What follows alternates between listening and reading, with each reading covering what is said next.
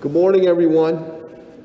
And again, I want to thank Dr. Kerouac, Mark Kerouac, the President and CEO of Bay State Health Systems, for faithfully being here every Monday, and Dr. Robert Ruse, the Chief Medical Officer of Mercy Hospital Trinity Healthcare, for being here on Monday mornings. I know how invaluable it is, their information, getting it out to the public. And of course, to Patrick Leonardo, the operations manager for AMR, we deeply appreciate the partnership. And I want to thank the media again, the TV media, radio, and print. They've been very, very important in getting out this pertinent information. And also to Focus Springfield, who has played a key role in making sure that government continues on.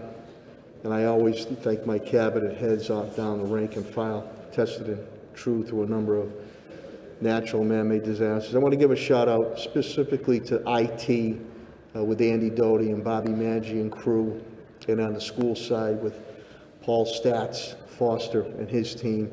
They've been invaluable so we can keep city services, school services going. We appreciate that. Before we start, a couple individuals community individuals that I'd just like to have a moment of silence for. Dorothy Pryor, she was a trailblazer, African-American female in her 90s that just recently passed away, but she was a community stalwart and a trailblazer here in the city of Springfield. And to also to Dorothy Mae Williams, the woman of God, that's a pastor, a dear friend of mine, Pastor Steve Williams' mom. Both individuals, I'd just like to take a time to, just a moment of silence, please.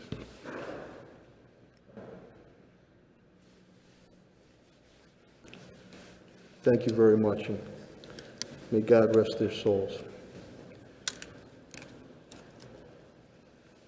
Let me give you some numbers updates before we move forward. We are now total confirmed COVID-19 cases of 14,668. Weekly is 952. Monthly, we're up to 3,346. Those are updated numbers coming from DPH and our Commissioner, Helen Calton-Harris. And again, I want to congratulate Helen. Again, she is a woman of impact. They'll be recognized, I believe, tomorrow evening in a virtual Business West. So, Helen, congratulations on that. Well deserved award. The deaths, and again, one death is too many. Right now, it's status quo. That does not mean that, unfortunately, when the confirmed reporting comes across, there will not be additional deaths. And again, our thoughts and prayers and encouragement go out to all the families that are affected. So we say status quo, 179 total Springfield residents who have lost their lives. Of that, 73 are white for 41.7%. 40 are black for 22.3%. 61 are Hispanic for 34%. 5 are Asian for 2.8%.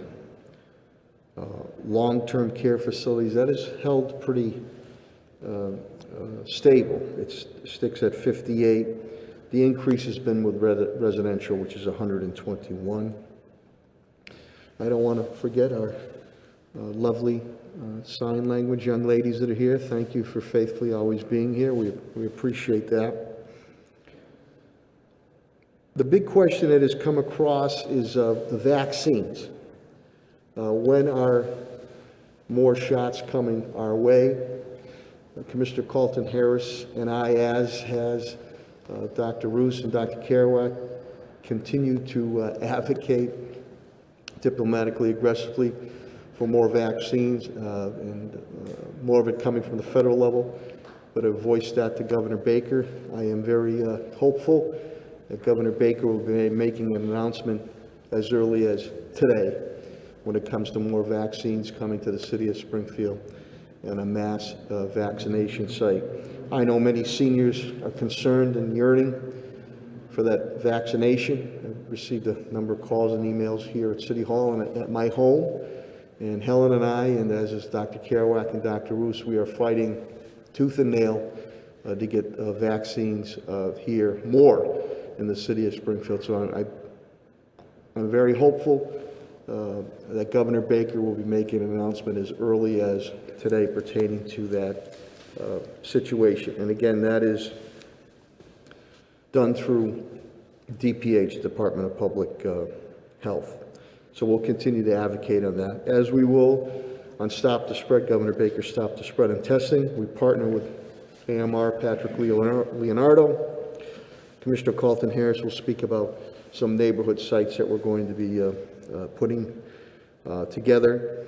And we're also hopeful, once this mass vaccination site comes in, that if we can get our hands on more vaccines, we'd like to, as the Doobie Brothers would sing, taking it to the streets and try to do some neighborhood sites, but one thing at a time, and we're looking to do that. Our Vax Force will be meeting again this week, and I'm very appreciative. Very diverse group, very good group of their efforts as we continue to market out and get the proper information of the vaccine to all our individuals. Just some quick updates. Chief Development Officer Tim Sheen and I were on site in the South End. We announced the Gemini site development RFP that is out. That's going to be a very important development property for the South End area, and will be another anchor for the South End area that'll go with Emerson White Park, South End Community Center, the complete redoing of Old Hollywood section, Outing Park now, the roadway connection from Central Street all the way to Marble Street. Some other demolition occurred on Main and Montpelier earlier this past week also, as we continue to make an anchor to stimulate more market rate housing development and business development. I had the pleasure with Bishop Byrne yesterday at my home parish, Mount Carmel. He brought his dog Zelly too. We had a full house following COVID-19 regulations. Did a great job and spoke brilliant Italian, which a lot of the old-timers loved, and he's got that sense of humor, which we deeply appreciate. So, Bishop, thank you again for coming to Mount Carmel. Governor Baker, as you know, has relaxed the restrictions on the curfew, which are no longer in effect. The 25% stays in effect, though I believe until February 8th, as we continue to move forward. Those efforts has led to, and Helen will go into a little more, as with Dr. Kerouac and Dr. Roos, that some of the numbers seem to be subsiding or stabilizing, which is good on stopping that surge for the holiday season. We continue to meet with partners, our colleges, Springfield College, Mary Beth Cooper, Helen and I met with her and her team as outreach from AIC and STIC. They want to be able to help out neighborhoods pertaining to COVID-19. Resiliency Disaster Prep Neighborhood Advisory Group that we put together. I met with them the other day to thank them and address them, to get their viewpoints, as we always have to be prepared in case something else happens down the road. Upcoming this week, stay tuned. I believe the marijuana RFP could go out as early as tomorrow, and that will be for retail, cultivation, and delivery aspects. We'll also have our follow-up meetings with DOJ, with Solicitor Pakula, Commissioner Clapprood, and Judge Roderick Ireland this week, as we continue to work together, not only on initiatives, but resolving and coming to an agreement to move the city forward pertaining to the police department. I appreciate Commissioner Clapwood's continued efforts. I'll have the state delegation in our monthly meeting. I'll have them in this Friday. We'll speak about Governor Baker's, the House one, budget. I'm happy to report that he is going to fund local unrestricted governmental aid at about 3.5% more. That equates to about $1.4 million to our budget line. I know Superintendent Warwick is elated. The governor has also stated he's going to fully fund the Student Opportunity Act. Superintendent Warwick can speak to that. The Oasis Food Bank continues with John Foley and Sedesco, and the Food Bank of Western Massachusetts up at Central High School on Fridays. Again, we're feeding about 3,500 families weekly. I also want to give a special shout out to Coach William Shepard,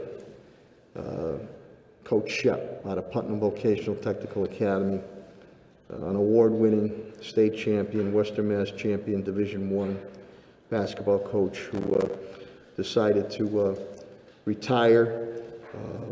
You can't put a price tag on not only what he's done for our young men on the court, but off the court. Many been able to move on to college and move on to successful careers, life careers. So Shep, we appreciate it. And the former UMass hoop star Lou Rowe, we welcome you. Again, you have some big shoes to fill for Coach Shepard. We appreciate that.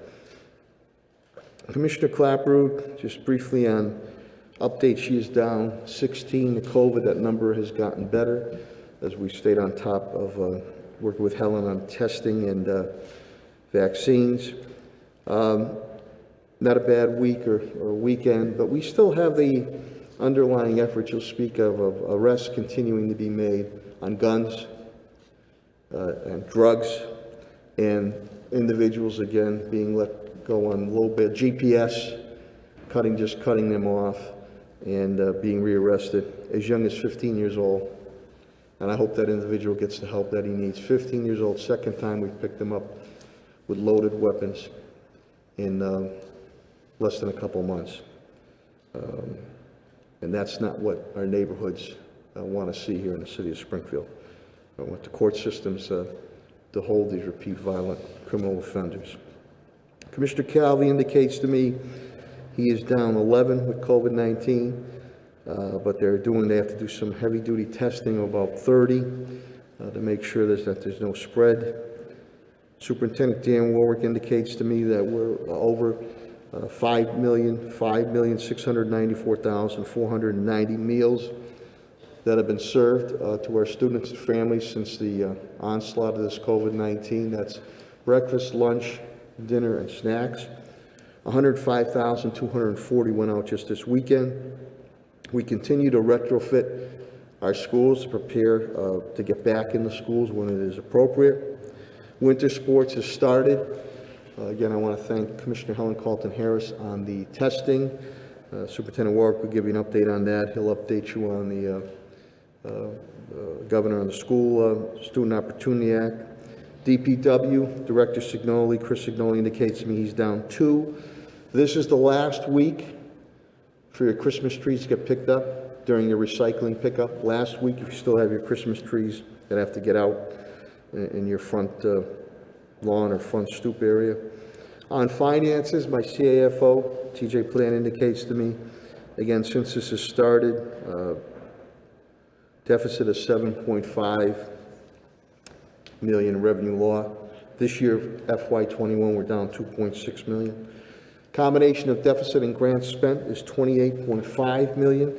Of that, 7.7 million is deficit.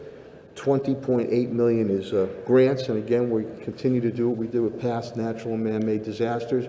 We try to offset the costs to our residents and business community on these grants or FEMA money. The Parks and Facilities with Director Sullivan, he is down 6 with COVID. He continues, his team has done a great job retrofitting the schools and retrofitting our buildings on ventilation.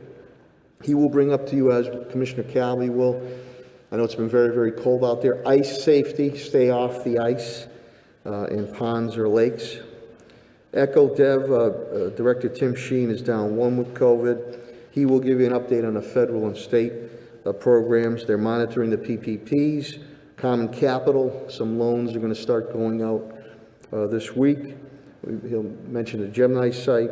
We're also, the RFP, as we stated, will go out for technical assistance, especially directed toward minority and women-owned businesses. On the labor front, Attorney Bill Mahoney, unemployment for the state ticked up a little bit to 7.4%. We don't have Springfield's numbers, but as of November, we're at 10.6%. And Solicitor Ed Pakula, again, the RFP for marijuana retail, cultivation, and delivery could go out, as I believe, as early as tomorrow, Tuesday.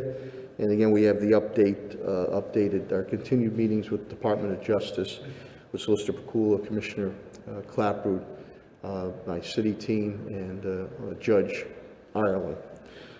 With that, I'm going to turn it over to Dr. Kerouac and Dr. Roos. And again, once they are done with their presentations, they will take questions from the media so they can get back to their important duties at their respective health institutions. Without further ado, the President and CEO, Bay State Health Systems, Dr. Mark Kerouac.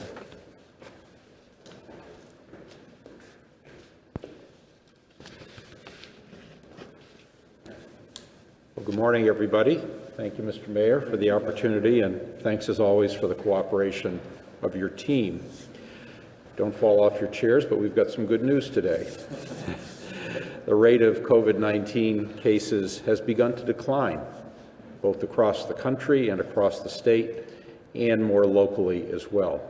We've put up some pretty eye-popping numbers, unfortunately, since the beginning of the epidemic. Over 100 million cases, nearly, across the globe, over 2.1 million deaths. The U.S. surpassed 25 million cases this last week, with over 420,000 deaths. However, the daily new case rate has been falling below 200,000 a day for the last 10 days. It had been as high as 250 around the holidays. And so while that's still a large number, it's significantly down. What this means is that the surges that we all had been fearing related to the holidays and to the new year appear to be blunted or not happening to the extent we expected. Massachusetts has now reported over 413,000 cases and over 13,800 deaths, but like the United States in general, new case rates have fallen below 4,000 a day. They had been over 5. In terms of numbers of folks in the state in the hospital, pardon me, those numbers have come down about 10%. They're less than 2,000, another good trend. And the most looked-to leading indicator, the test positivity rate, is down below 5% for the first time in many weeks. That tends to be a leading indicator. First, the test positivity rate, then the number of folks in the hospital, then the number of folks in the ICU, then the number of deaths. So the first indication we have in terms of where things are going tends to be that positive test rate, which I know the governor took into effect, into consideration in some of his recommendations. Bay State has been holding steady or slightly declining over the last few weeks.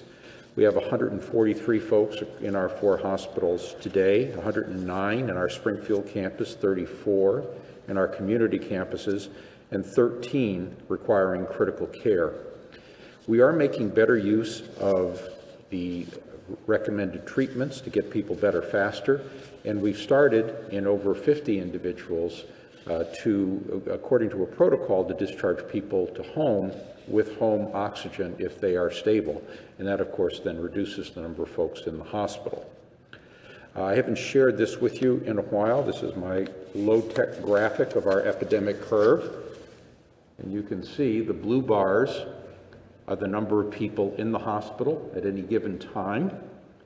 And across the x-axis is all the weeks since the beginning of the epidemic. You'll see on the left-hand side that spike from the spring, things relatively quiet in the summer, and then this big jagged spike that's occurred since the beginning of November. Most recently, the little red line, which is new admissions, has been trending down, so we expect that that's going to be heading downward. It's a little hard to predict, but certainly it's not been shooting up off the top of the paper, fortunately. That's what it looks like, Mr. Mayor.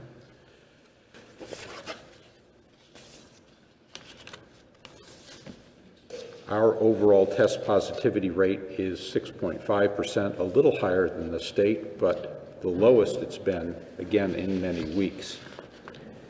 As far as the vaccination story goes for Bay State, we're continuing to move through the later parts of phase 1. We've moved from a focus on our employees. We've gotten more than 75% of them vaccinated and gotten into more than halfway through vaccinating the private practice doctors and their staffs. We also are a public site like Mercy Medical Center for the multiple categories of people who are involved in home care activities, as noted in the mass.gov website. We're also happy to see that this has started. People who are involved in home care in one way, shape, or form can inquire on the mass.gov website, fill out an online form, and then they have the choice of multiple different sites across the state where they can go get their vaccine. Bay State and Mercy are among those. The skilled nursing facilities, the first responders, and the congregate care facilities, that would be prisons and shelters, are all proceeding in separate tracks, so I don't really have information about those. I hear from my sources at the state that they expect to get about 80,000 first doses and 80,000 second doses each week for the next couple weeks from the federal government, and then hopefully start picking up as a result of efforts to increase production. I would point out that we're going to need 4 times that amount to get all adults vaccinated within 100 days, 4 times what we're currently being allocated. We are currently in a race between vaccinating people, protecting them before they get exposed to virus. As I've said before, we really need to pick up the pace. And we also need to maintain our vigilance, continue masking, social distancing, avoiding crowds, because there is still plenty of virus in the community, even though the overall number of new cases has gone down. Massachusetts is currently doing about 12,000 doses a day on average. There's a lot of variation from day to day, but the last 7 days we've done 12,000 a day. Again, we would need to get over 50,000 a day. That's 4 times what we're doing right now if we're going to get all adults over 18 vaccinated in the next 100 days. At our Bay State Health Vaccine Center up in Holyoke, we are able to do over 1,000 vaccines a day, and we could push it to up to 2,000 doses a day. However, we only get allocated 2,000 doses per week. We may have to shut down again this week, which is frustrating both to us and to our patients. I did the math for the Pioneer Valley, the 3 counties, and we would need to vaccinate 5,000 per day to get all adults vaccinated within 100 days. So what do we need? Number 1, we need more supply. Number 2, we need more large and small vaccine centers.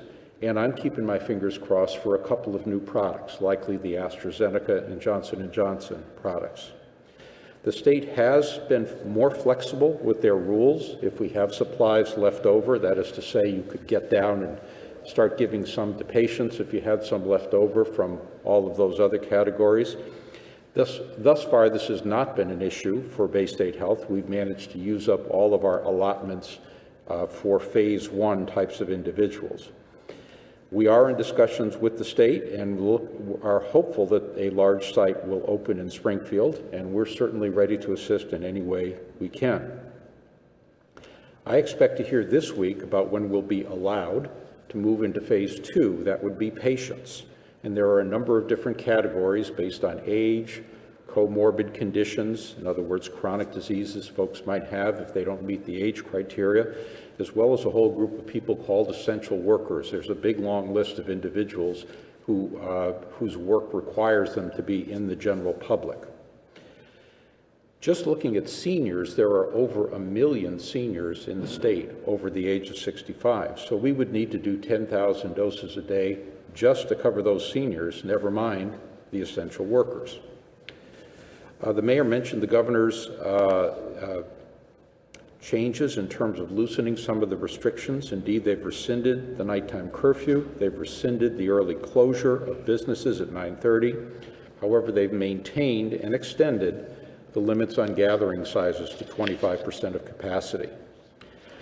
I would remind everybody that indoor gatherings, particularly without masks, remain a high-risk activity. President Biden has issued a 200-page COVID-19 plan, and I've read it, so you don't have to. It's actually well thought through, kidding aside, and it's quite welcome that the COVID fight is his top priority. We certainly could have used this plan last spring. There's an emphasis on science and transparency, even when the news is not good. Something I'm happy to say that we have done from the beginning in Massachusetts and in the city of Springfield, Mr. Mayor, so congratulations on that. Vaccine deployment efforts are called for, 100 million doses in 100 days. That has a nice ring to it. Interestingly, as a country, we actually got to 1 million a day the last few days. We are going to need to do twice that rate if we're going to get to 200 million adults in the United States, which is about how many people we have over the age of 18. I still think we could do that. The 100 million is a good goal. I think once we get to 100, getting to 200 will be a little easier. The first 100 would always be harder, obviously. There's a federal mask mandate, very much like the one in Massachusetts, meaning that you need to wear a mask if you're on federal property or traveling between states. I believe that our mask mandate, our statewide mask mandate, is why we are having relatively fewer problems compared to other areas of the country. States with mask mandates have more mask wearing, no big surprise there, and fewer cases. So they are in less trouble than some of the other states you're reading about. The plan also calls for financial support for both state and municipal efforts around masking, surge capacity, contact tracing, PPE, et cetera. And I was happy to see a willingness to invoke the Defense Production Act. This is a federal act that allows the president to order manufacturers to do certain things. It's what allowed the Ford Motor Company, for example, to make tanks during World War II instead of cars. I would say it's about time we started talking about that. This should help a lot with PPE. We've not been struggling to get supplies of PPE, although we've been paying 5 to 10 times what we used to for it, so maybe it will help the market there. The big issue to me would be testing supplies, that we could actually force other manufacturers to produce testing supplies, which would enable us to test more aggressively, something that's going to be really important when schools reopen. The president's plan also vows to support schools and businesses with the costs they incur if they open, and it brings a lens of health equity for vulnerable populations. This is the fact that communities of color and lower socioeconomic communities have higher rates of attack and higher rates of death if they do get attacked is something that we always need to keep in mind. It's why I believe we need a vaccine site in Springfield. It's why we have chosen to open our testing sites locally in Springfield to make it more convenient. The plan does need congressional support, but I was glad to hear that there are moderates from both sides of the aisle being briefed by the president and not drawing lines in the sand, but rather simply asking questions about the numbers. Congressman Neal, who spoke last week to the Mass Health and Hospital Association, seems quite optimistic. All in all, the sense I get is a sleeping giant waking up, that being the federal government. We're happy to see it getting its work boots on. The focus and the organization are welcome. I wanted to mark one last thing, and that is that a couple of things. Last week, there was a milestone that Bay State marked. We saw our 400th death from the virus. That's out of about 2,500 people hospitalized. And so there are hundreds and hundreds of families who are suffering in Western Massachusetts, and our hearts go out to them. I also wanted to mark the passing from COVID-19 of Dr. Demosthenes Dasko.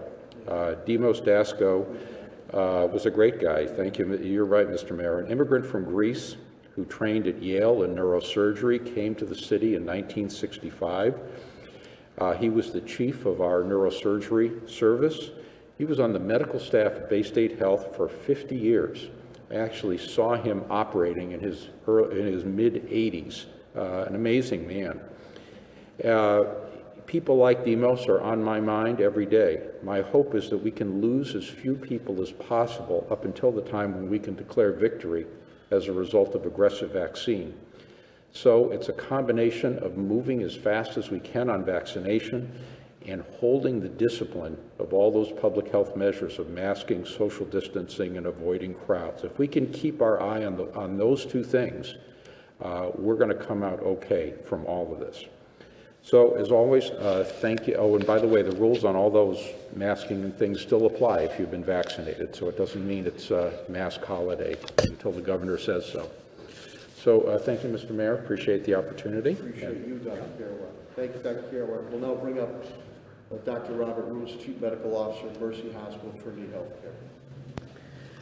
Well, thank you, Mayor, as always, for your leadership amidst this pandemic. And I want to offer my congratulations to Commissioner Calton-Harris as well for being named a Woman of Impact, and appreciate the partnership that we've always enjoyed with Mercy Medical Center and the Department of Public Health here in the city of Springfield. And thanks to the media for continuing to cover the important events as it pertains to COVID and the response, and to Dr. Kerouac for an incredibly informative review this morning as well. This past week has been eventful. We have seen some good news. We've also seen some news regarding variants of the virus that could be of concern, and a lot of attention and focus on a vaccine campaign across the country. We've also seen a significant transition in leadership in our country with the inauguration of President Biden and Vice President Harris. Each of these things will prove to be impactful on the course of this pandemic and the trajectory that we are on going forward. And even when it's a trajectory that is starting to point in the right direction, as it is now, there still remains the ever-present possibility that it could turn for the worse, quite suddenly and tragically. So we do have to continue to report on the facts and get it right as we go forward. The numbers are striking, and they've been reviewed, but quickly, 100 million infections across the globe and over 2.1 million deaths, 25 million infections here in the United States and over 420,000 deaths. As a country, we represent a quarter of all the infections, even though we're just 4% of the global population. We continue to have one of the highest cumulative case rates of any country across the world at 7.5%, and one of the highest death rates amongst countries that have been most impacted by COVID, of course, over the course of the past year, at 1.2 deaths for every 1,000 people.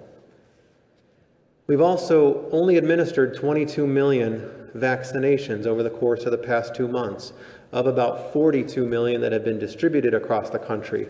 And that rate of about 50%, a little bit more than that, includes both first and second doses. So now, almost 2 months into the national campaign, we've really only vaccinated about 3 to 4% of the general population.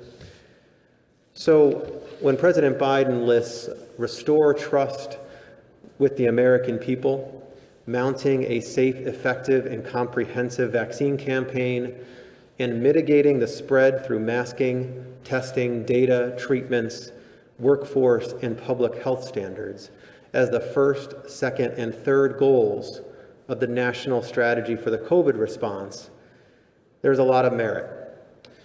And he's already signed numerous executive orders to this effect, as Dr. Kerouac did mention, and I would just comment that they are logical, appropriate, overdue, and worthy of this moment. And so over the course of the next few weeks, I expect that we'll see continued action and an urgency as this moment demands. We are at a point where experts are predicting that there will be more infections and more deaths, not less, over the next few months if we don't heed the caution and we relax restrictions too early or don't accelerate the vaccine campaign quickly enough. We are beginning to see several variants of the virus pop up across the globe. We've talked about the B.1.1.7 variant here over the last few weeks. It's currently the dominant strain in the United Kingdom. It's causing unprecedented numbers of infections and deaths.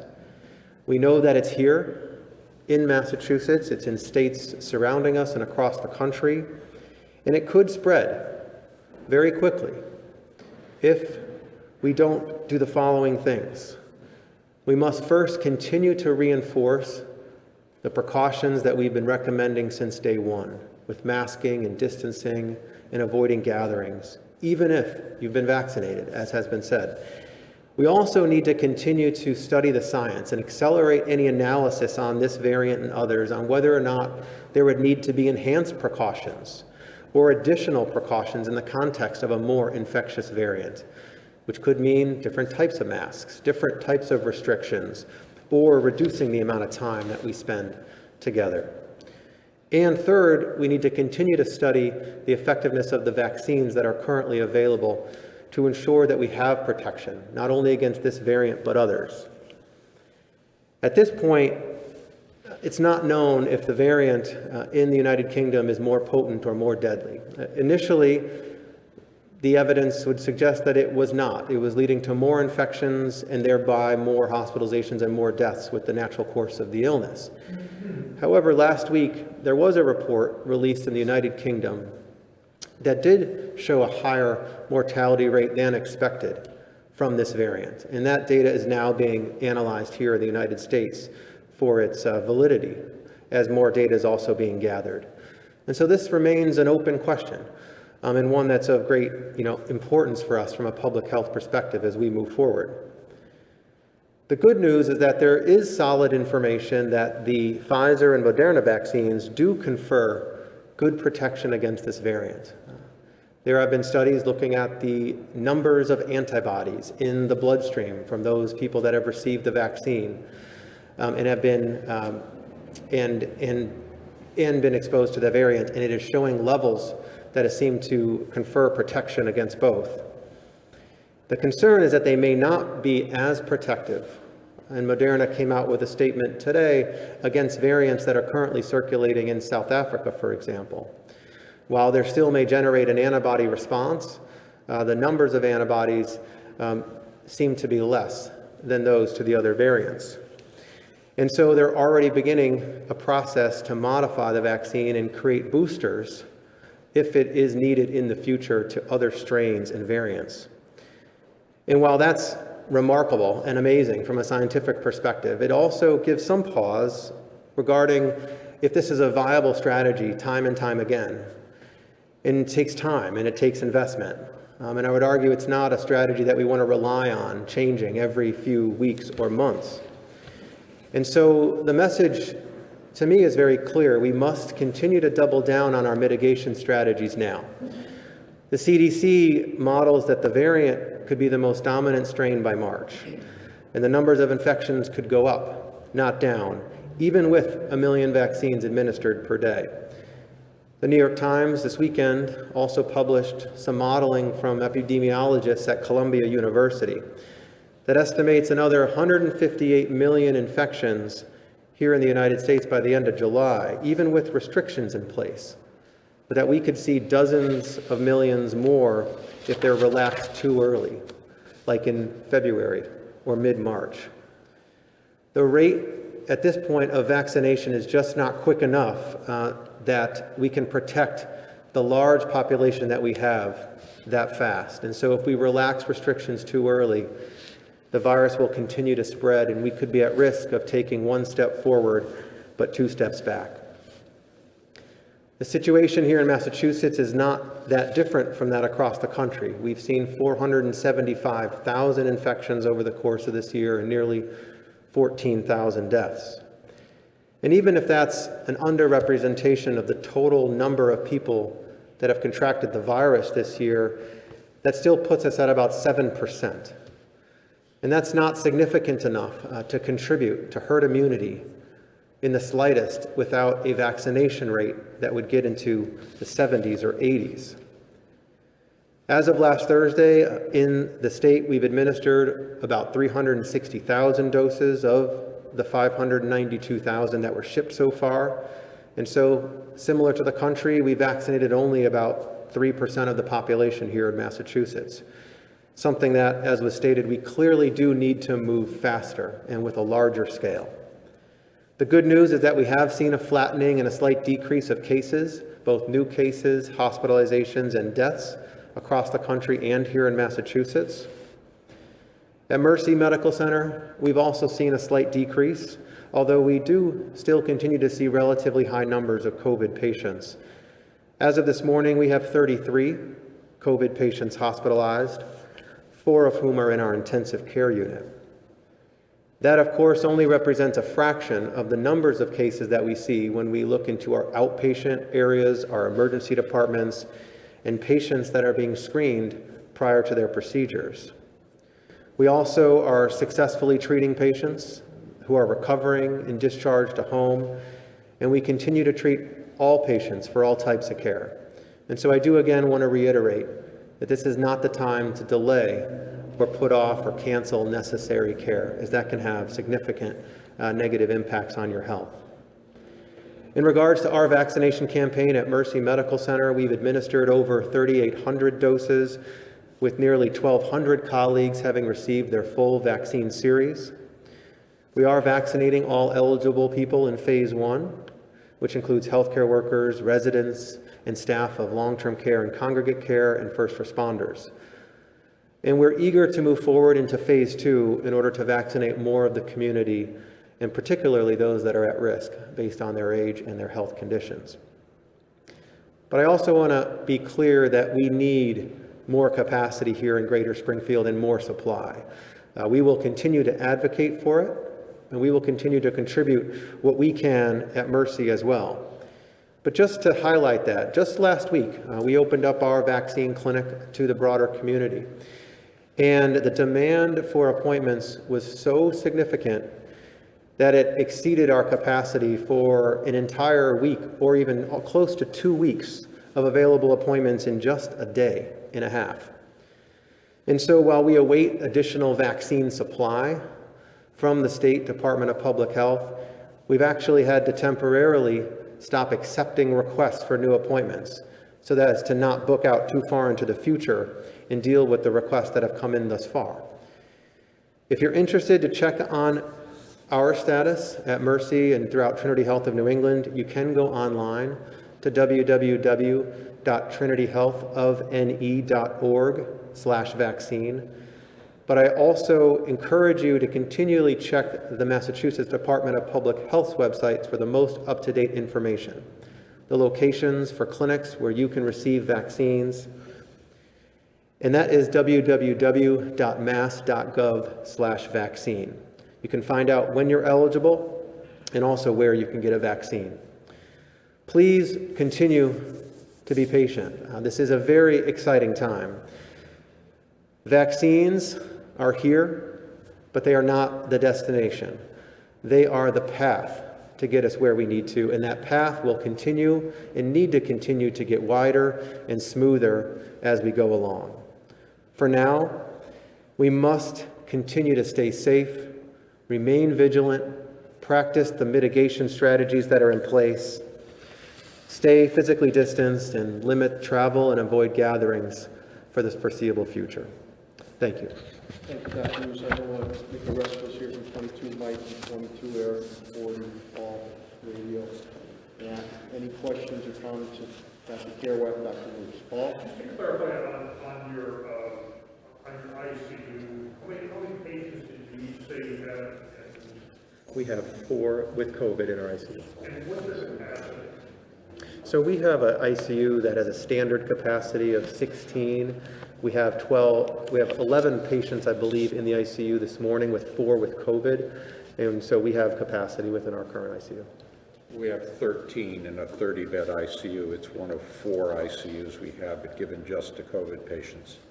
I didn't see Audrey Russo here from Ford. Do Audrey go ahead?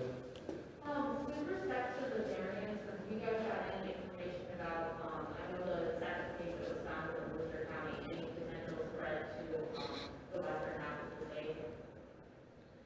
You know, so my comment on that is I think it's certainly likely, if not certain, that there's been spread to other areas. The ability to identify the variants is based strictly upon which cases they're looking at to see if that strain is currently present or not.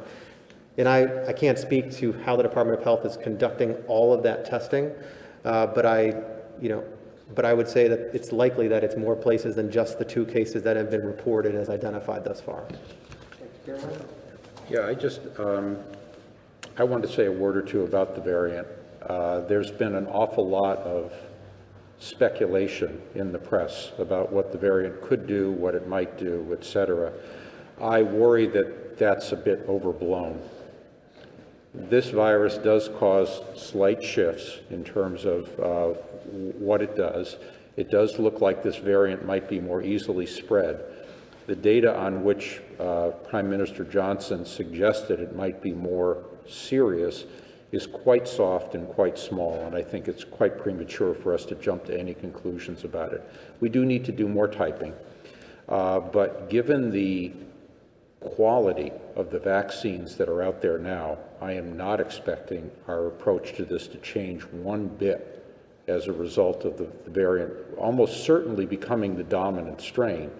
And it's going to be slightly more transmissible, but it's not like this is some new Andromeda strain that's going to send us all running for the hills. I think we need to basically keep our eye on the ball, which is continue to wear the same stuff that protected us from the original strain and continue to push the same vaccine, which we know is effective against this variant. This is not like some of the variants that happened with flu, which are completely different from the ones that gave rise to them and completely elude the vaccine protection. It's a very different story. Thanks for your strong clarification of that, Dr. Carroll. Audrey, are you done? I have one more question. I just wanted to ask, based on something that both of you guys said, with respect to the safety restrictions now, are you guys concerned about the idea of more people spending longer amounts of time inside our restaurants? Yeah. So, to me at this point, we have started to see some positive trends. And certainly the vaccine is what will deliver us to a place on the other side of this pandemic. I think I am concerned. We are still seeing significant community spread. Certainly this is always being balanced with what we know about the trends and basing that on science, but also, what we need to do to ensure that our community stays lively and vibrant and successful. And certainly I recognize that those are important decisions that need to be made. At this point, having just emerged from the holidays, with still some questions regarding the rate of transmission, the ability for the vaccine campaign to escalate, I think bringing more people together quickly in larger groups, to me, raises some reason for second thought. I totally agree with that. I have only one thing to add, and that's a graphic. This is the way the state looks now, in terms of the red, green, yellow. The only towns that have got a low burden of virus are the sparsely populated towns in Berkshire County and the hill towns. It's everywhere, and it's at a rate that is perilous today. So I think we can't let down our guard. Any other questions? Dr. Carroll, just to follow up a little bit on the variants, it does kind of feel like we're hearing about a new variant from a different spot all the time. Los Angeles Times just reported. Yeah, there are four in the United States that have been described. Right. And you kind of speak a little bit to the alarm that we're seeing in the press in response to some of this. It's not just like every time we discover a new variant that necessarily means that that explains why there's been a surge in cases. There may be a number of reasons why California experienced what it experienced. It may not be because they have a more transmissible. I would go further than that. The variants right now are less than 1 in 1,000 isolates in the United States. So everything we're seeing about spread and crowding of hospitals is not due to these new variants. It's due to the old virus. And you need to remember something about the way viruses work. Viruses can't grow in a petri dish. They can't grow in the dirt. They need to get inside a human cell to be effective. And they do that by binding quite specifically to an existing protein on the surface of that cell. It's like a key into a lock. That's how a virus gets into a cell. In terms of the antibody that is generated by vaccine, it is a spot-on bullseye for the protein that binds to that cell protein. And so if a slight variation happens, that binding protein is still going to be quite effective. And, you know, there were when I was practicing in the era of HIV and AIDS, there were variants every week that were described. They even didn't describe a single species, but rather a swarm of species. The drug still worked. The pathophysiology, the way the virus caused disease was still the same. I think that scientists are speculating, and the press is jumping on that speculation, and I think it can sow a lot of panic and a lot of doubt about things that are effective. I personally am not losing any sleep at all about the variant. I am focusing on the velocity of getting vaccine into arms and how disciplined people are about continuing the public health measures. Those are the only two measures I look at day to day. How many vaccines did we give? How many new cases did we have? And you kind of relate to that. I mean, is there an explanation? I mean, you're seeing now in some of these countries where there's where the British variant is kind of dominant strain, but they're still going down in the number of cases. I mean, Exactly. Kind of there's a complex explanation that the Danes were making in the Washington Post recently about how, well, it doesn't matter if we're going down, this is still more spreading or whatever. Like, is there an explanation for how a strain can become a dominant strain even as cases are falling? Yes, it's natural selection. It's competition. Viruses, you know, if you basically figure that an infected individual, the virus in that individual is looking for new hosts. Let's say the virus is shed 1 day more on average from an infected host. That is the variant virus. That virus will gradually outcompete the original virus in the population. Does it cause you to do anything differently about your protection or your approach to the virus? No. If you basically follow the same guidelines, it's going to fall, even if it's more transmissible. I think people are getting distracted by the stories about this variant, personally. Now, could I be wrong? Sure, it's possible. But given the way this virus replicates, it's very different than something like, remember we were all worried about bird flu. There was a virus that basically caused a fundamentally different kind of an infection and completely eluded the vaccines designed to protect against routine flu. That would be something that would catch my attention, not this particular variant. And just one more question that we're going to do both of you. The fact that the new CDC director is from Massachusetts, I don't know if you have any thoughts about what that's going to mean in terms of what we're getting out of the CDC. You know, Like she's going to cut a special deal for Massachusetts? I wouldn't bet on it. or anything. I mean, like in terms of what I know she was a prominent professional here in Massachusetts. You know, any sense of what we can expect? Yeah, I actually served with Dr. Walensky on the Governor's Reopening Advisory Board and got to know her quite well. And Sure, on the phone right now. yeah, that's right. There's that new vaccine we were hoping for. She's a person of utmost scientific integrity, brilliant researcher, and an excellent communicator. My guess is that, like the rest of the team that's going to be designing our response, it will be rules-based and science-based and not relationship-based. So the fact that she's from Massachusetts, much as we'd love that to be our in, I don't think that's going to work. Right, I meant it purely on professionals. Yeah.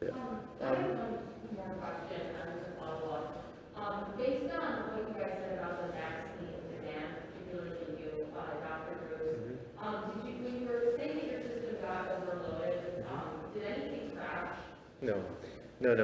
Yeah, I don't want to make it seem like that was the case. No, it was merely just matching up capacity to demand so that we can maintain transparency and communication with the people that are requesting appointments.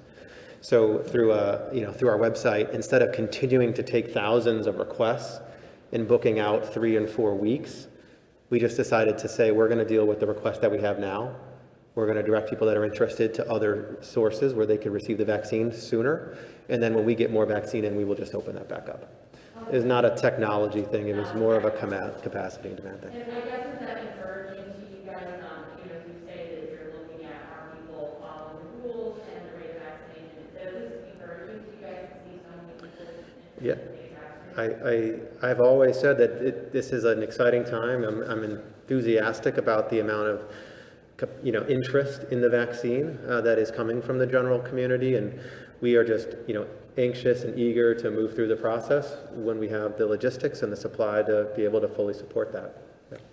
I would agree with everything Dr. Roos said, with one addition, and that is that in the 75% of our 12,000 employees that we've vaccinated, we have seen higher rates of declining vaccine among African American and Latino populations. Now, many of those individuals have subsequently changed their mind and come back, but it really underscores the importance of Commissioner Calton-Harris's efforts to develop culturally sensitive communications and to make sure those communications go out through trusted voices to make sure that the vaccine is equitably distributed as well, even though there is tremendous enthusiasm for it in certain corners. Any other questions or comments? Okay, hearing none, Dr. Roos, Dr. Kara, thank you so much. Stay healthy, you and your families and staff. We appreciate your efforts.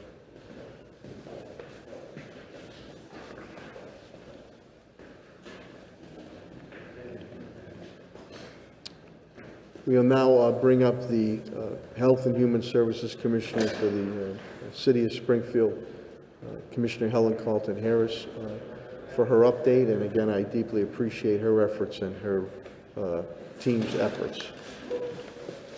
Commissioner, I'm going to play that on white right now. Thank you. I think you got it there. Well, thank you very much, Mayor. Commissioner Helen Calton-Harris. Thank you very much. Appreciate your support as always. I want to start out by just offering my condolences as well to Dorothy Pryor, who was 97 years old. She was a member of Springfield Technical Community College faculty for a number of years. She was also a member of Alpha Kappa Alpha sorority. Also, Geraldine Garner, who passed away as well. She was 94 years old, also a member of Alpha Kappa Alpha sorority, and she was 94. And Cynthia Scott Mitchell, who worked at Partners for Community Action. I think all of us who have done work in the city of Springfield over the last years knew Cynthia and all that she brought to who she was as a community member. It was she who came to the mayor and I talking about the Food Policy Council after the mayor had some concerns about what he saw in the community. So she was really just a very important member of our community and will be missed. The cases, as the mayor said, is 14,688. I'm starting with the line graph. On the line graph, you'll see 3,346 positive cases so far this month. On Sunday, there were 168 cases. Monday, 137. Tuesday, 162. Wednesday, 107. Thursday, 129. Friday, 133. And then on Saturday, we had 116 cases. The confirmed cases over the past 6 weeks, as you can see, we have gone down 91 cases from last week, and so that's good news. The week prior, we had 131 cases left. So we are encouraged that for the last 2 weeks, the city is moving in a good direction. as far as cases are concerned. Obviously, we're looking forward to that number being lower, but we are moving in a positive direction in terms of cases at this point. The ages of our cases can be seen in the 0 to 10, we had 85, 11 to 20, 127, 21 to 30, 178, 31 to 40, 139, 41 to 50, 138, 51 to 60, 137, 61 to 70, 79, 71 to 80, 45, 81 to 90, 21, and 91 to 100, 3. In the cases, the still predominantly number of cases under the age of 50. That is 70%, 41%, 30 and under, 29%, 31 to 50, that is 70%. 51, over 51 is 30%. That over 51 age category last month was 29%, so that did increase by 1%, and the under 30 age group decreased by 1%. In the city of Springfield, our zip codes, 01 had 7 cases, 1%. 03, 18 cases, 2%. 04, 185 cases, which is 20%. 05, 64 cases, 70%. 07, 76 cases, 8%. 08, 194 cases, 20%. 09, 173 cases, 18%. And 18 had 58 cases, and that's 6%. 19, 58 cases, 6%. 28, 11 cases, 1%. 29, 48 cases, 5%. And 51, 60 cases, which is 6%. American Indian and Native Alaskan, 0%. Asian, 7% of our cases. Black, African American, 13% of our cases. Latinx, 23%. Native Hawaiian, Pacific Islander, 0%. White, 32%. And 25% was unknown. Our testing, first let me tell you that AMR has tested over 126,185 individuals. Of that, 53,953 were Springfield residents. We are working with AMR to stand up 2 more testing sites in the city of Springfield. One, we will stand up at Putnam. We will finalize those arrangements this week. Also, we're looking to set up one in Mason Square that we will also announce next week as we are continuing to review sites. Contact tracing continues through the Contact Tracing Collaborative, as well as through the Department of Health and Human Services. The VaxForce Committee is working. We have another meeting with VaxForce tomorrow. I'm appreciative of agencies and organizations that have called and have wanted to be a part of VaxForce. Thank you. The mayor and I are very, very happy and anxious to get that committee's report and information out to the public.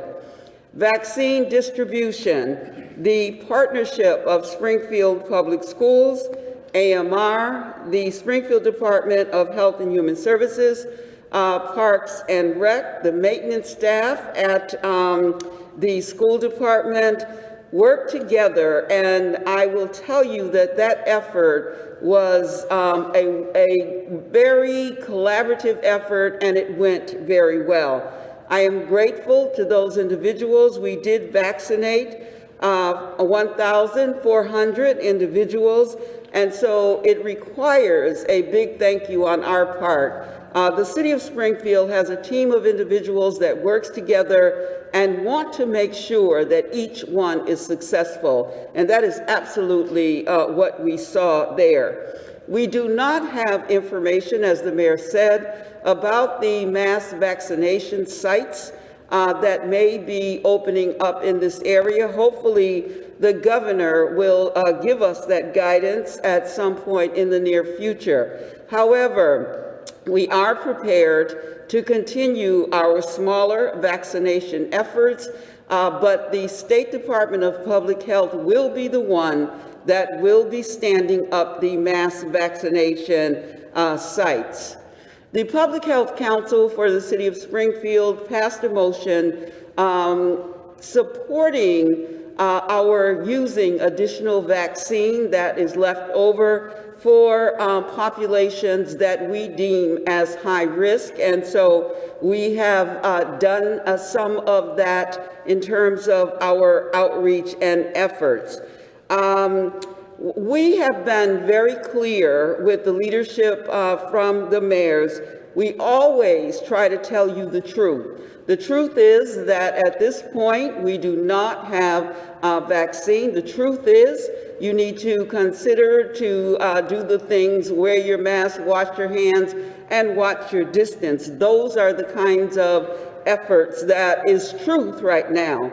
Transparency, we will tell you when we have a vaccine available. We will make sure that we are reaching out to the public through VaxForce, as well as through the mayor's communication office as things move forward. We will be extremely transparent about vaccine and trust. The trust that we ask of you is that you listen and adhere. We have come to you every Monday to ask you to trust us, and we hope that we have given you credible information. We will continue to do that. So truth, transparency, and trust is what the foundation is for moving forward. We have had the opportunity to move into congregate setting staff. We have worked with staff at Friends of the Homeless and had them come to our site. The Salvation Army individuals as well. Court officers we have vaccinated, and limited members of the Holyoke Police Department. We have also vaccinated some funeral directors as well. And so as we continue on this journey together of defeating COVID-19, the City of Springfield is attempting to be poised through our public health infrastructure. It is really celebratory that we have a president at the federal level who understands how important it is to have leadership. And President Biden is making those moves that we believe are necessary to move us towards the eradication of COVID-19, or at least making sure that credible information, truth, transparency, and trust is a part of their foundation as well.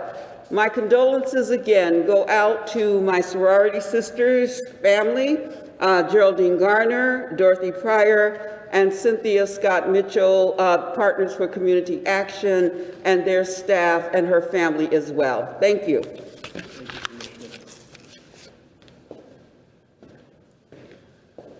Thank you, Commissioner Calton-Harris. We'll now go into the public safety portion of this COVID-19 hospital and city update, and we will start with the Fire Commissioner of the City of Springfield, Bernard B.J. Calvin.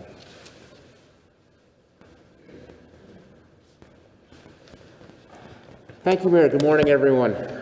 This week at the Springfield Fire Department, we again have 11 members positive for COVID-19, and we have 30 members out waiting testing to see if they can come back to work or need to quarantine further. That's pretty much standard, is the way we've been going the last couple weeks. We get a few guys back, a few more guys go out. So we're holding our own, keeping our heads above water, continuing all the same practices for disinfection and testing. So we're going along without a problem there. On another front, I want to talk about the ice safety. It's going to be cold this week. You're going to start to see some of the ponds get some sheet ice on top of them. It is not safe to walk on the ice. It is definitely not safe to try to ice skate out there or do anything like that. Do not go out there. If you see an animal out on the ice, give a call to 911 and we can come and see if we can address the situation. Don't try to go out there yourself. If you fall on the ice, you will become a victim and add to the problem. Thank you very much. That's all I have for this week. Thank you, Commissioner. Thank you, Commissioner Calvi. Now, from the police perspective, the Police Commissioner of the City of Springfield, Commissioner Cheryl Clapper. Thank you, Mayor. As mentioned, the police department, we have a good number this week. Instead of being in the high 20s, we have 16 out. 14 are positive for COVID, 2 are waiting testing. Of the 14 positive, 3 are recruits in the academy, so that number is getting better also. The academy staff tells me we are on target right now to graduate this class April 2nd, so that's good news. The academy class has worked hard, and I thank them for their efforts. The weekend was steady and busy, but nothing of real tragic note. Domestic arrests and some gun arrests, as the mayor mentioned. Again, the weapon arrests are, again, repeat arrests, and 2, yes, we're on a GPS bracelet. 1 bracelet was cut off, and 1 still had the bracelet on. So it's frustrating to us. On behalf of the Springfield Police Department, we also had some losses recently. We lost Sergeant Mike Perry passed away, so our condolences to his family, and recently Officer Arnie Asquith and Officer Donald Powers. So our condolences to the families. Thank you, Mayor. Thank you, Commissioner Clapper. We'll now get an update pertaining to our Springfield Public Schools, and that'll come from the Superintendent of Springfield Public Schools, Daniel Warwick.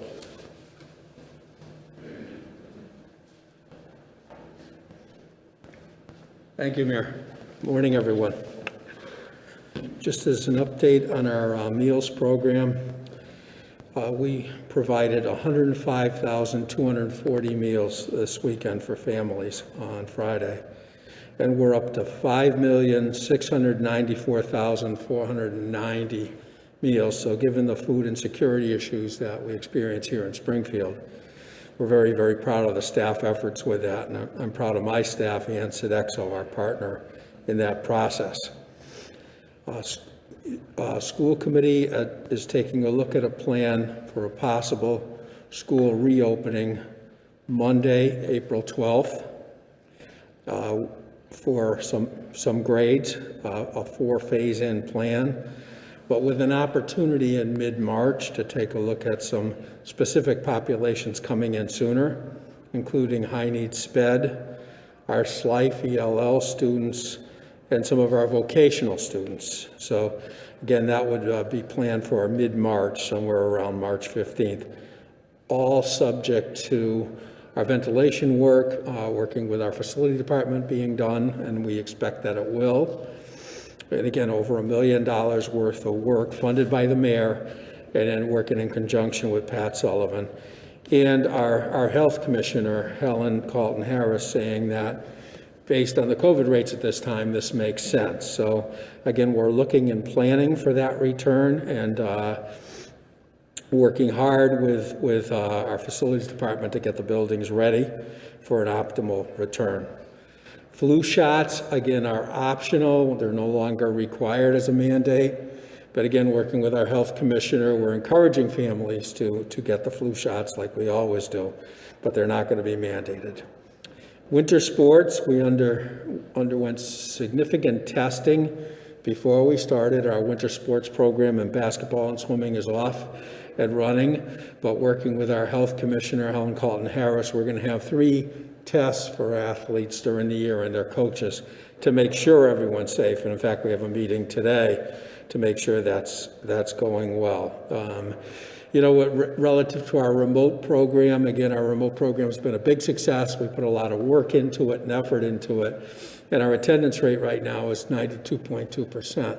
So that's only 1.4% off our normal attendance rates, and given this pandemic, we think that's rather incredible. And it really is a tribute to our hardworking staff that has really reached out to every family to get them engaged. Thank you. Thanks, Mayor. Thank you, Superintendent Warwick. We'll now go with the update from the Department of Public Works, and it's headed by Director Chris Signoli, and he will give an update on the core services that continue on. Director Chris Signoli.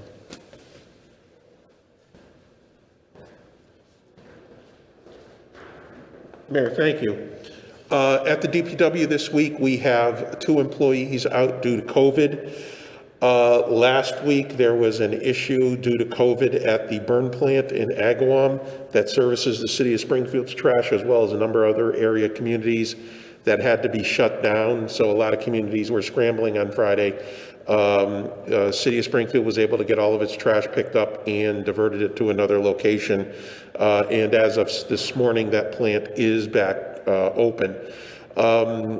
As Commissioner Calvi was mentioning with regard to ice, we are supposed to have some light snow and rain and freezing rain over the next couple days. Most likely not enough to be doing any plowing, but we will be doing treating, so I'm asking people driving to stay safe out there. And this is the last week for picking up Christmas trees. So if it is your week for recycling, and it will be the last week that we are picking up Christmas trees. Thank you very much. Thank you, Mayor. Thank you, Director Signoli. And now on facilities and parks update, the Director of Parks and Facilities, Patrick Sullivan.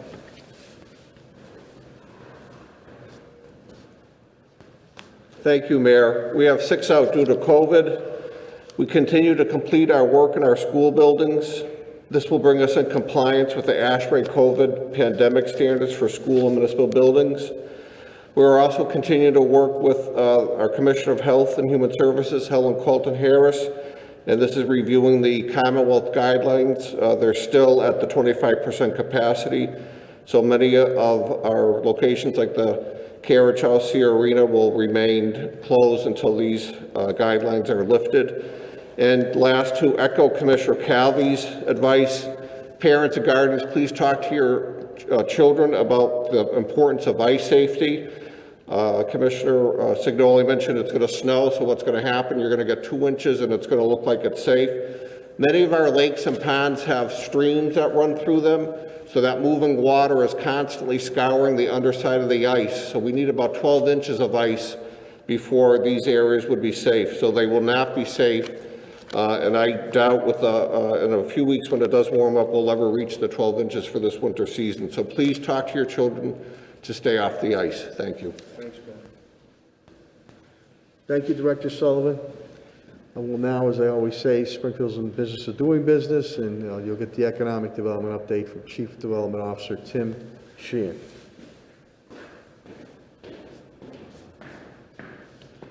Thank you, Mayor. Very quickly this morning, I'm happy to report that the COVID Small Business Loan Fund is scheduled to close its first loan for approximately $70,000.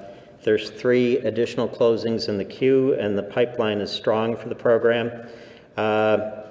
We looked at the remaining resources that we had available coming out of the CARES Act, pulled together enough money to put forward a technical assistance to small businesses. This is direct technical assistance. That RFP is intended to be issued within the next couple of weeks. We continue to monitor the PPP application process, and we're continuing to refer businesses that need assistance out to the programs that are available to help them. Thank you. Thank you, Director Sheehan. You received a brief update I gave you earlier on our financial situation through Chief Administrative and Financial Officer T.J. Plant. Received a brief update pertaining to HR and Labor, Attorney Bill Mahoney, and Law Solicitor Ed Pakula. So with that, we will open it up to any questions or comments pertaining to my cabinet heads or myself. Paul? Mayor, I'm just curious, you said at the beginning calls at home from people anxious to Yes. get the vaccine. What do you tell them? I tell them that we're fighting tooth and nail, to get the vaccine here ASAP. I'm very hopeful that in communications that Governor Baker will announce something as early as today pertaining to a mass vaccination site. As Helen indicated, Commissioner Calton-Harris, if we can get our hands on more vaccines, we will continue to try to do outreach. Right now, we don't have any. We don't have any. I think it's incumbent, and I'm happy to say on the federal level with President Biden and Vice President Harris, that there is a concrete plan now. And the distribution and manufacturing of the vaccine is key, besides what we have now, and hopefully with Johnson & Johnson and the other version that might come out. We got to get those vaccines in arms ASAP. We are following the guidance of the Department of Public Health, Secretary Mary Lou Sutters on it. So we are already logistically planning, as we did with the testing, on besides the mass site, other logistics sites that possibly could come into play. We advocate every day to get those vaccines. I tell them to be patient, and many are seniors, obviously. And that has been our goal, besides following the first phase of first responders and people who are on the front lines, period, is try to get it to our seniors ASAP. You could see, though, in the deaths, and God rest their souls, of deaths that have occurred here in the city of Springfield, the long-term care facilities, that number, thank God, has stayed very stagnant for, I don't want to say weeks, for months now. It's been in residential. So as soon as we get the vaccine, the other thing too, with logistics of the vaccine, it's not as simple as just, come on, pick up the phone. Information has to be filed as far as your health situations. You need that information there and what current health challenges you're facing right now. Helen needs it, DPH needs it, the federal government needs it. It's not, you have that. And then you have to make sure that there's a follow-up. Right now we're at the 2 shots. The follow-up time for your second shot. And then the logistics of the areas that we're doing it in, besides the woman and manpower through Helen's shop and the nurses and AMR, the physical plant of the building is key. God forbid there is an electrical power outage, you must have backup generation to make sure the vaccine stays intact. Helen has not wasted any of it. But you want to be able to make sure we use it. So I'm very hopeful that Governor Baker, and we've had a fantastic working relationship, and that announcement comes forthwith as early as today pertaining to the mass vaccination site. And I'm hopeful that that is in Springfield proper. And then we'll keep fighting for allocations of vaccines so we can get it out to especially our seniors. We don't have any now. I'm glad that the Defense Act, Production Act, is going to be put forth by President Biden. You heard me yelling and screaming about that months or over a year ago, almost now, that was the first thing that should have been enacted on the federal level. That would have sent a clear-cut message. All you had to do was do it once. And that would have sent a message to all the manufacturers and say, geez, we better capitulate and work with the administration. We really need to, as Dr. Kerouac and Dr. Roos indicated, we really have to increase the shots in the arms ASAP. So as soon as we get it and the logistics are in place, we're going to roll. And I'm hopeful that mass vaccination site, I would assume that they're going to look to do anywhere from 1,500 a day to, if they can max out to 5,000 a day. I mean, that's got to be aggressive. I'm just assuming that. So again, I'm hopeful that Governor Baker makes that announcement today. Matt? Mr. Mayor, you have invested greatly over the last few years in your relationship with Governor Baker. Yeah. And I want to be clear, I'm not playing this on you when I say this at this point, but we have consistently seen Western Mass and Springfield in particular seem to, I don't want to say get forgotten, but not always get the highest priority. What are your conversations with Governor Baker like? Because this does seem to be a repeating problem, and I know you care, that's obvious, but I'm not always sure that we're getting the same level of urgency out of the governor. So I'm just curious what your experiences are with these kind of conversations. We get the same urgency out of the governor, and you know, with the relationship that I have with the governor and lieutenant governor and his administration. The other thing too, I'm not afraid to say what has to be said or do what has to be done. You were here when you were here when the PPEs situation, and that I needed them for my frontline providers. And in my conversations with the governor, he knows the importance of getting out the vaccinations and the testing out here to Western Massachusetts. I think many a times too, I'm going to advocate tooth and nail for the city of Springfield. Always have, always will. Logistics come into play. There is also the question of the vaccines, the amount of the vaccines that's coming from the federal level on that. So I'm hopeful that the governor will make an announcement as early as today.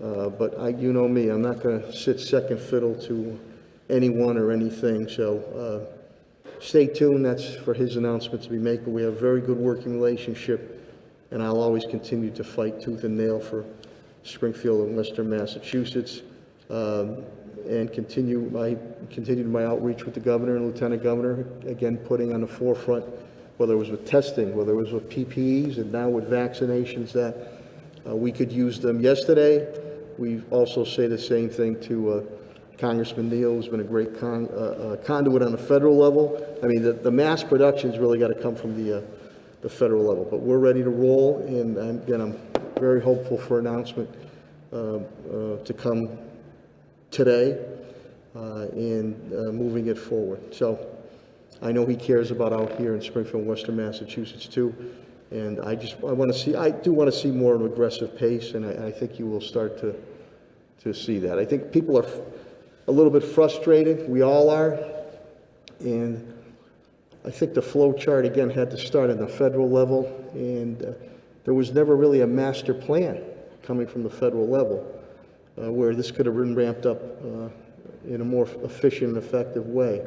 So I think that's going to happen. There's always going to be trials and tribulations, but the governor, lieutenant governor, and his administration knows my feelings, and that's put forth.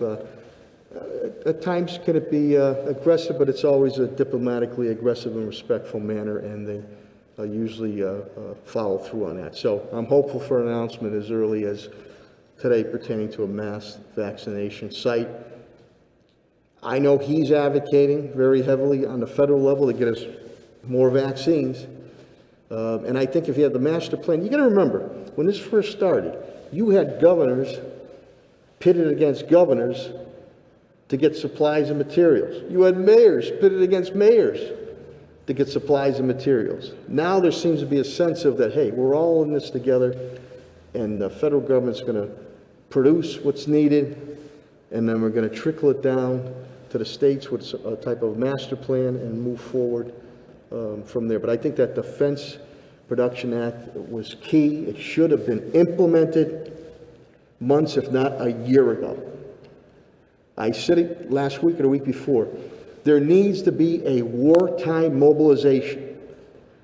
That's what we are fighting now. Now, you might not see the weapons that are going on, but this is a silent shadow boxing type thing.